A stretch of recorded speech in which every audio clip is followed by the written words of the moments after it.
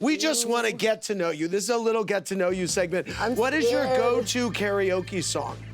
Oh, my go-to karaoke song. Anita Baker, No One in the World. All right. What celebrity did you grow up idolizing? Oh, Michael Jackson. Yes. What was your first concert? My very first concert? Ooh.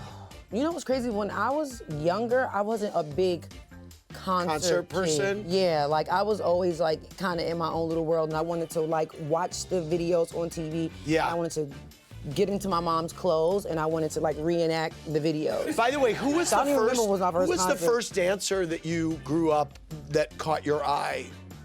Definitely Michael and Janet. Yes. Yeah, for Who sure. was your first ever celebrity crush Celebrity crush? Ooh. as you were growing up?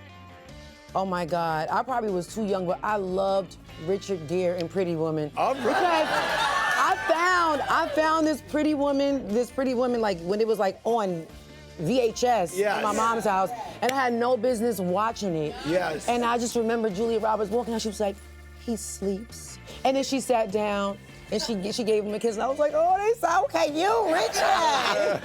Richard, I probably was like 8 or 9. I had no business loving Richard Gere at all. What emoji do you find yourself sending the most via text? You said what emoji? What emoji? Yeah.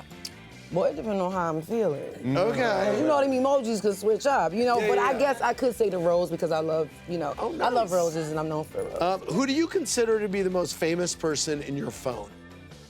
The most famous person in my phone? Uh-huh.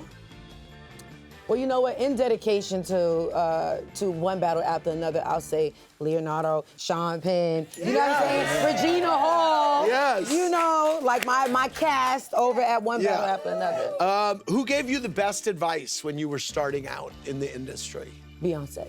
And what was that advice? I mean, no, for real, Beyonce taught me to invest in myself, even when it hurt, you know? And because for me, I was always that way, and I would have like, you know, these shows where it's like, okay, I have a bubblegum and shoestring budget, you Yeah. know, but I still want to make it the most. So if I'm bringing out all the tricks and stuff like that. Yeah. And of course, at the end, feel like I see nothing from it because I wanted a live band. I wanted 6 dancers. I always wanted the most for myself, Right. even when I didn't have it.